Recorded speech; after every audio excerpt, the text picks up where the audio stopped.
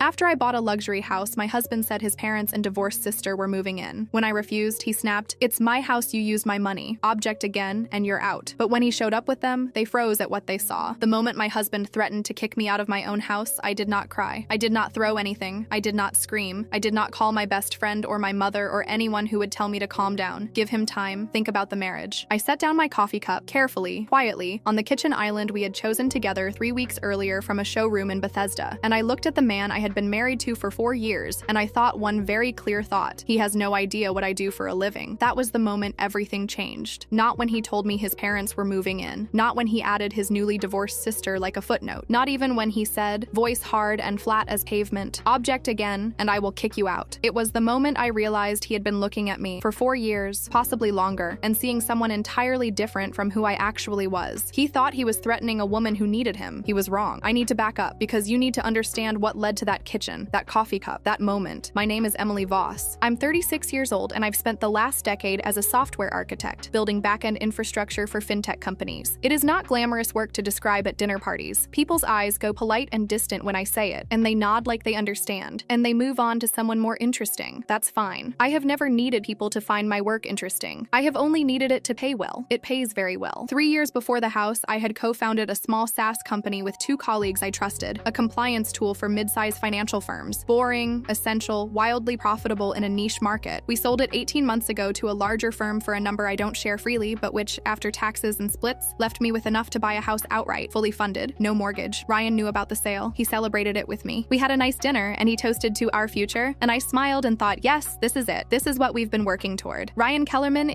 was a commercial loan officer at a regional bank. Good job, solid salary. He wore his success like a well-fitted jacket, always adjusting the lapels slightly. He talked about his bonus the way some men talk about their golf handicap, frequently with casual pride, as though the number itself was proof of something about his character. I had no reason to check. That's the thing I keep coming back to. I had no reason to check anything, because I trusted him, and trust, by definition, is the decision not to verify. We bought the house in October, a 4-bedroom colonial in a quiet neighborhood in Northern Virginia, mature trees along the driveway, a kitchen I genuinely loved, a backyard that reminded me of the house I grew up in. I paid the down payment, $412,000, from my account. Ryan had suggested we use a joint account for house expenses going forward, which seemed practical, which was why I added him as an authorized user on an account I used for large transfers without blinking, because he was my husband, and I trusted him. We got the keys on a Friday evening. We ordered pizza and sat on the floor of the empty living room and talked about paint colors and where to put the sectional. Ryan put his arm around me and said, "We built something." I believed him. 2 nights later, he destroyed it in a single sentence. "My parents are moving in," he said. Sunday morning, coffee, both of us in the kitchen, not looking at me, tone like he was reading a weather forecast. "And Heather, she needs a fresh start." I know that moment. I've replayed it so many times that I've memorized the texture of it, the way the light was coming through the window, the half-drunk mug in my hand, the particular quality of the silence that opened up after he said it. Heather was his sister, 41, recently divorced, recently relocated, recently, in my experience, the recipient of whatever accommodation the family had decided she needed. Linda and Frank Kellerman were his parents. Linda, meticulous and territorial, who had never fully accepted that her son had married someone who wasn't deferential enough. Frank, a retired contractor who said almost nothing but occupied space with the expansive confidence of a man who had never been told no by anyone he respected. "Your sister," I said, "the one who just got divorced." "Don't start, Emily." "I'm not starting. I'm asking why you didn't talk to me first." He looked up then, and I saw something in his face that I'd glimpsed before, briefly, in other moments, in conversations that ended too quickly. A coolness, an assessment, as if he were calculating something. "Because it's not your call," he said. I set the coffee cup down. "I paid for this house. With my money," he said. His voice didn't rise. That was what made it worse. "I've been funding everything. Your little software sale means nothing. I've been carrying this family. Object again, and I will kick you out." I stared at him, waiting for the qualifier, the backpedal,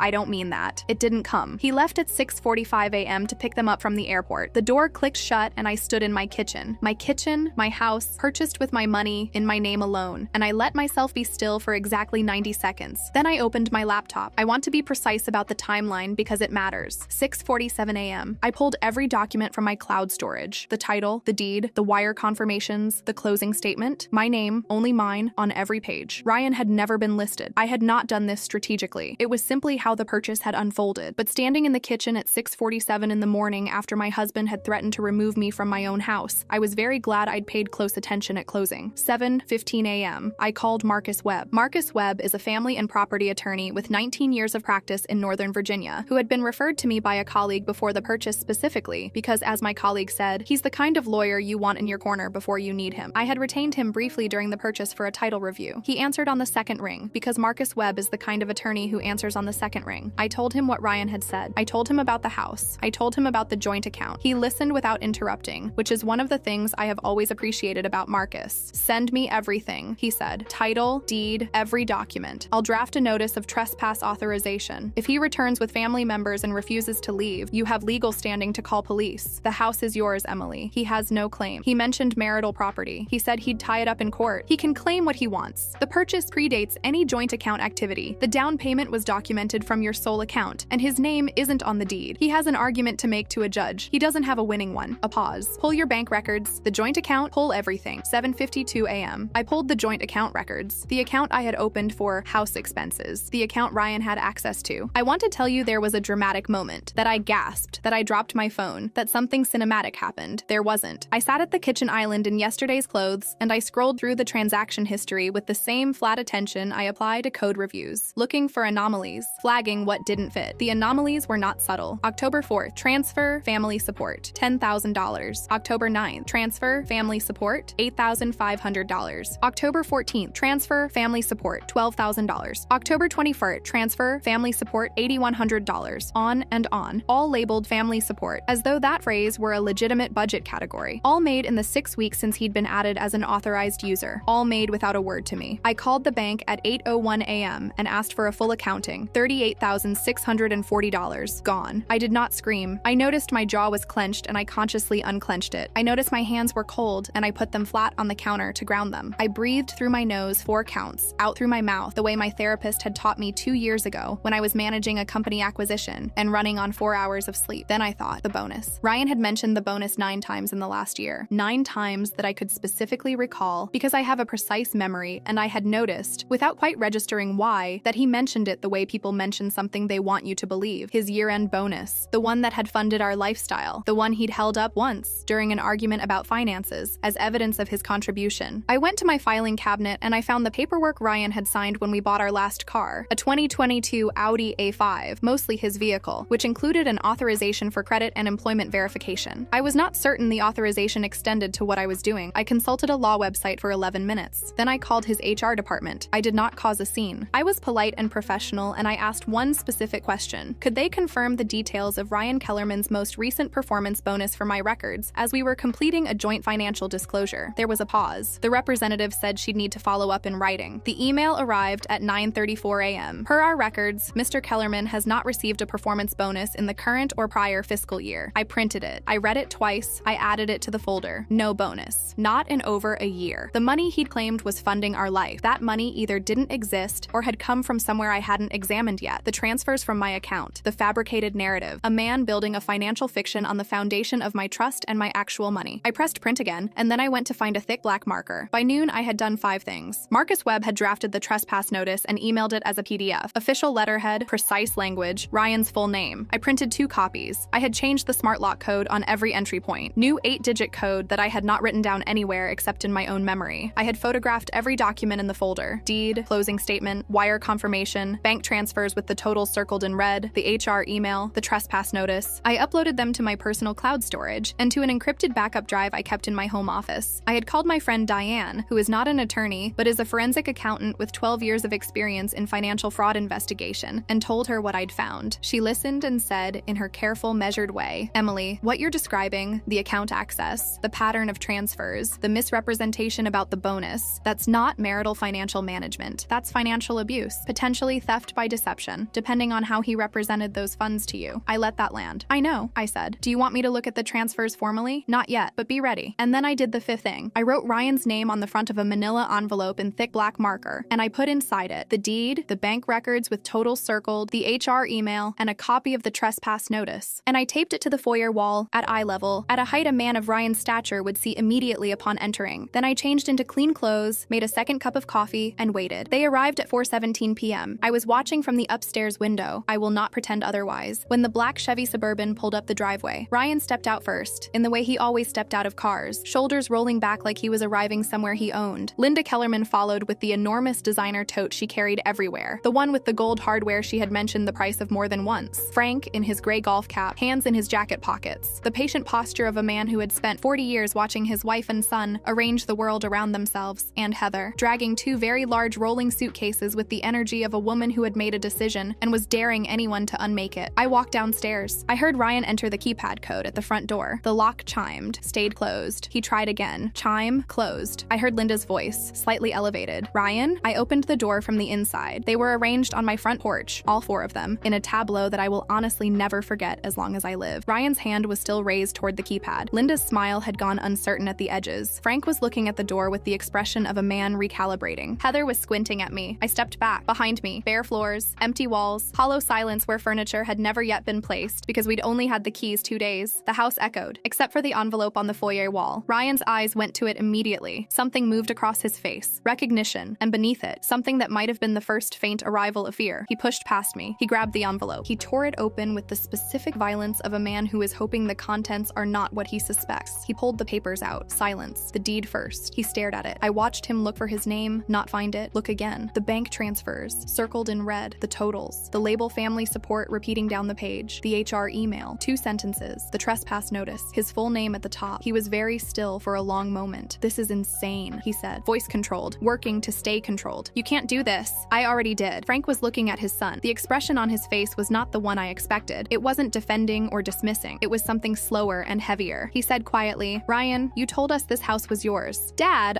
Linda snatched the papers from Ryan's hand. She has always been a woman who takes information into her own hands. I watched her scan the deed, watched her eyes move to the bank transfers, watched the hardening happen in real time, the social performance of wounded mother giving way to something more pragmatic, a woman doing math. $38,000, she said. Ryan's voice changed register, higher, defensive, the voice he used when he'd been caught at something and needed to reframe it quickly. I was taking care of everyone. I needed the money. That was my money, I said, from my account. Heather had stepped back slightly. She was looking at her brother with an expression I hadn't expected from her. Not outrage exactly, but something quieter and older, like a recognition she'd been postponing. You stole from her? I didn't steal. I was managing our finances.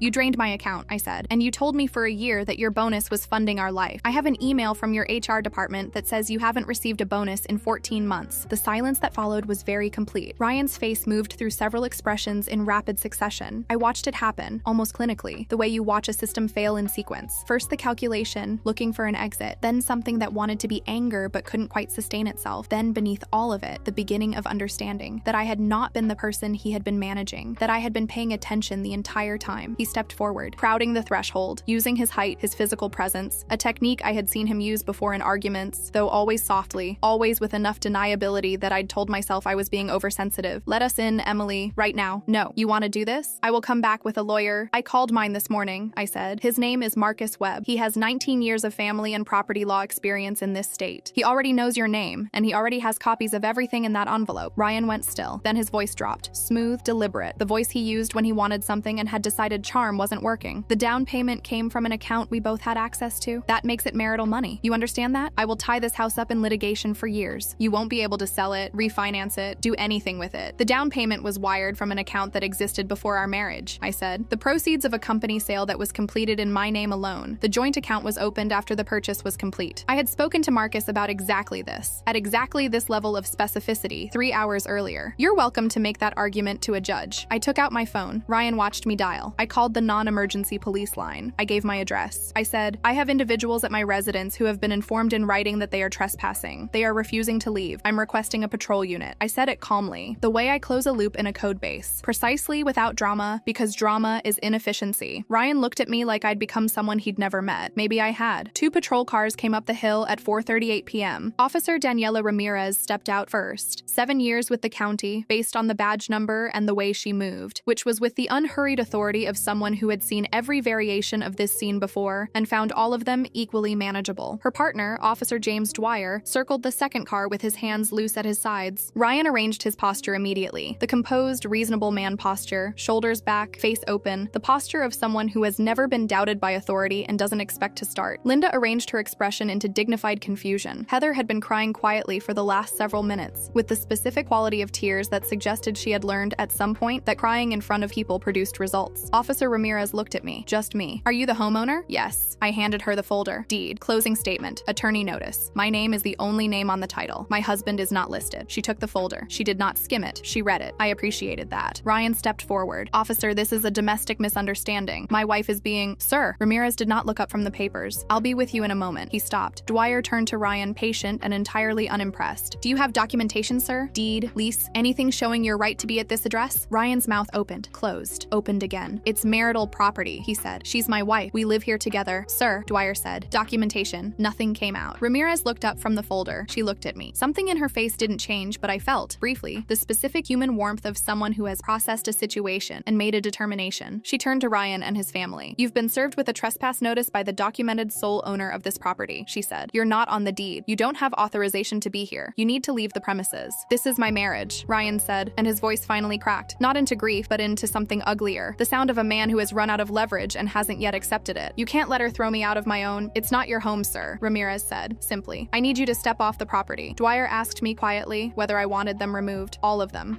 I said. Heather wailed at a volume that suggested practice. Linda began speaking to Frank in the rigid undertone of a woman processing an enormous recalibration in real time. Frank was silent, looking at the ground, and I still think, that Frank had possibly understood something about his son for a long time without ever deciding to say it. Ryan stood at the base of my front steps and looked up at me with everything he had left, which, by that point, wasn't much. You think you won, he said. I looked at him for a moment. He was handsome still. He had always been handsome, and I had always found that handsome face reassuring in ways I was now reassessing. He looked diminished, standing at the base of the steps with the Kellerman family arrayed behind him, all four of them stripped of the narrative he'd constructed. I said. You picked the wrong woman to threaten. Officer Ramirez walked him to the end of the driveway, and I stepped back inside my house, and closed the door. My phone buzzed at 4:52 p.m. Marcus Webb, emergency hearing confirmed. Court date set for November 14th. Also, we need to talk about the transfers. I'm referring you to someone. The someone was Carol Hutchins, a forensic accountant with 22 years of experience, who had consulted on 11 financial fraud cases in the greater DC area, 3 of which had resulted in criminal charges. Marcus had worked with her on a previous case and trusted her completely. I met Carol in her office 4 days later. She reviewed the account history, the transfer records, the documentation I'd assembled, and the timeline I'd constructed. She was quiet for a long time, turning pages. This is a pattern, she said. Not impulse, not one mistake. This is someone who identified an access point and exploited it systematically over several weeks. She looked up. Did he ever tell you what the money was for, specifically? I told her about the family support labels, about the story he'd told me, that he handled the accounts, that his bonus was covering our expenses, that I didn't need to watch the numbers because he was watching them. That's the tell, she said. The labels are plausible enough to wave off if someone notices. The narrative exists to discourage the noticing. She set the papers down. Emily, in my professional opinion, this constitutes financial fraud. What he told you about the bonus, combined with unauthorized transfers from an account you reasonably believed to be for household use, we're talking about potential theft by deception. She submitted her findings to Marcus as a formal professional report. Exhibit C in what would become a substantial filing. What happened after that happened in stages. And I want to be honest with you, it was not clean, and it was not fast. And there were days during the next 4 months when I sat in the house by myself and felt the particular weight of having been wrong about someone for 4 years. That weight is real. I want to name it, because the internet loves a victory story, and sometimes flattens the parts that don't fit neatly into victory. I had loved Ryan. Not perfectly, not without reservations I should have examined more closely, but genuinely. I had trusted him with access to my money, and he had taken $38,000 and told me a story about it. And that specific betrayal, the casual ease of the lie, the confidence that I wouldn't look, was the part that sat heaviest. But here's what also happened. The court date was November 14th. Ryan arrived with a lawyer from a firm I'd never heard of, which Marcus assessed in about 30 seconds as a firm that handled volume work at reduced rates. Ryan had claimed in his filing that the down payment constituted marital funds, that he had contributed substantially to the household, and that the property should be treated as shared marital assets. Marcus presented the deed, the wire transfer from my sole premarital account, the account opening date of the joint account, which was 19 days after the closing, Carol Hutchins's forensic report, classified as Exhibit C, which documented the $38,000 in transfers and assessed them as a systematic, unauthorized withdrawal pattern inconsistent with agreed household management, and the HR confirmation, Exhibit D, showing no bonus paid. Ryan's lawyer made the marital property argument. The judge, the Honorable Patricia Delgado, family court, 11 years on the bench, asked 3 questions. The third question was whether Ryan had documentation showing he had contributed to the down payment or the purchase price of the home in any amount. He did not. Judge Delgado ruled the property as my sole asset. She also noted, for the record, that the financial documentation presented gave her significant concern about the account transfers and referred the matter to the county's financial crimes unit for review. That referral took 6 weeks to become an investigation. The investigation took another 2 months. Ryan Kellerman was charged with 1 count of theft by deception deception and 1 count of fraudulent misrepresentation, the latter relating specifically to the documented false claims about his bonus that had informed my financial decisions. His lawyer negotiated. He avoided jail time, barely, with a deferred sentence, mandatory repayment of the full $38,640, and 2 years of supervised probation. His employer, upon learning of the charges, and this is the part I did not plan for, did not ask for, and did not engineer, placed him on administrative leave pending an internal review of his loan officer files. 2 months later, he was terminated. I did not call his employer. I did not contact them. I want to be clear about that. What happened to his career happened because a man who had been managing other people's financial assets had been charged with financial fraud, and those two facts exist in the same professional universe and do not coexist comfortably. I found out through a mutual contact who texted me, "Did you hear about Ryan?" I read it once. I didn't respond. I've been living in the house for 8 months now. I painted the kitchen a warm cream color that I chose myself from a swatch book I brought home alone on a Tuesday evening, sitting on the floor in the empty room the way Ryan and I had sat on the first night. Except this time, I sat alone and I took my time and I chose what I actually wanted. The sectional is in the living room. I bought it myself. It's the one I'd wanted originally, before Ryan suggested something more neutral, a deep rust orange that is not neutral at all, that the morning light hits in a way that makes me happy every single time I come downstairs. Heather, as I understand it, ended up staying with Linda and Frank for several months. I don't follow the family's movements, and I have no wish to. I harbor no particular feeling about Heather, who was mostly a passenger in her brother's plan, and who looked, standing on my porch that afternoon, like someone who was surprised to learn the floor wasn't solid. I see Dr. Angela Moore every other Tuesday. She's a licensed clinical psychologist specializing in financial trauma and relationship coercion. Marcus had referred me to her, which I appreciated. I have, in those sessions, done a significant amount of thinking about trust, and about the difference between trust and compliance, and about the version of myself that had signed a joint account authorization without examining it because examination felt like suspicion and suspicion felt like a failure of love. I'm still working through that. I think I'll be working through it for a while, but here is what I know from the other side of all of it. I know that on a Sunday morning in October, a man looked at me across a kitchen island and decided I was manageable. He had decided this, I think, much earlier, but that morning was when he said it out loud, when the mask dropped enough for me to see the architecture beneath it. He thought he knew what I was. He had cataloged me, agreeable, trusting, the kind of woman who makes room. He had decided that the software sale was a windfall I didn't fully understand, that my money was an asset he could root toward his purposes, that the house was an opportunity dressed up as a marriage. He was right about the agreeable part. I had been agreeable. I had made room. He was wrong about what that meant, because agreeable is not the same as unaware. Patient is not the same as powerless. And the woman who sat at a kitchen island at 6:47 in the morning, stone still and cold-handed, pulling documents and running numbers and calling her attorney, that woman had always been there. He just hadn't bothered to look. The $38,000 came back in full, in a court-ordered transfer, 6 months after the hearing. I received the confirmation on a Wednesday afternoon, sitting at my desk in the home office, my home office, with the rust orange sectional visible through the doorway and the autumn light doing something beautiful on the back wall. I read the confirmation. I filed it in a folder labeled closed, and then I went back to work.